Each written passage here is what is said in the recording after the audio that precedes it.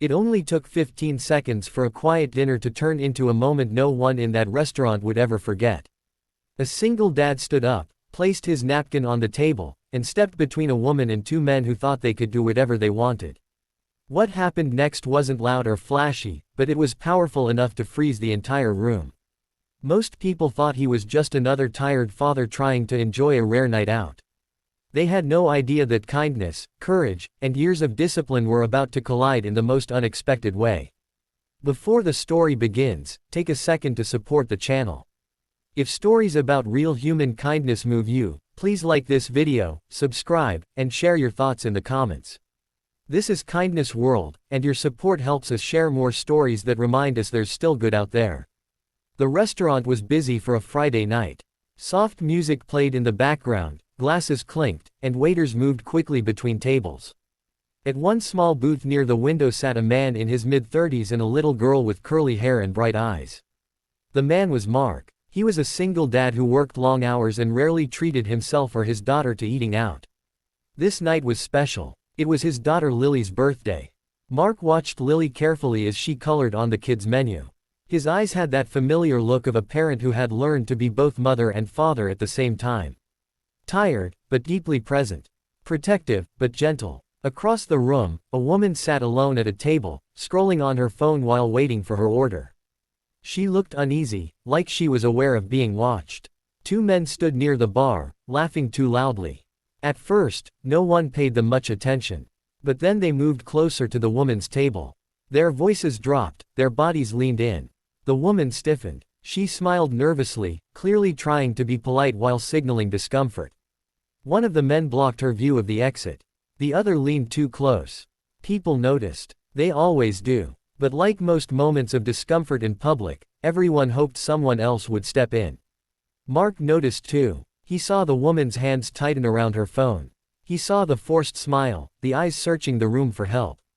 Lily tugged on his sleeve and asked him a question about dessert, but Mark's attention was already somewhere else. He stood up slowly. He didn't rush. He didn't shout. He simply walked over and placed himself between the woman and the two men. "Hey," he said calmly, his voice low but steady. "She said she wants to be left alone." The men laughed. One of them smirked and looked Mark up and down. "Who are you supposed to be?" he said. "Her boyfriend." Mark shook his head. "No. Just someone asking you to step back." The tension in the air was thick. The restaurant had gone quiet.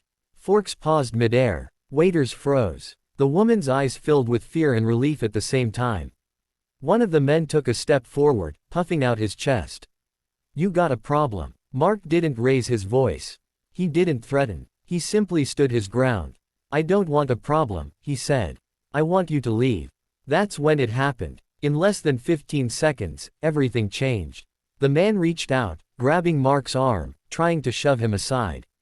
Mark moved without thinking. His body reacted before his mind did. He twisted gently but firmly, breaking the grip, stepping into a position that instantly controlled the situation without hurting anyone.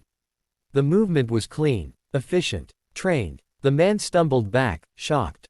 The other attacker froze. His expression shifted from confidence to confusion.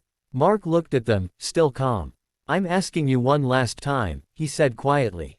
"Walk away." One of the men muttered under his breath, "What are you, military or something?" Mark paused for half a second. "Navy," he said. "Former." The color drained from their faces.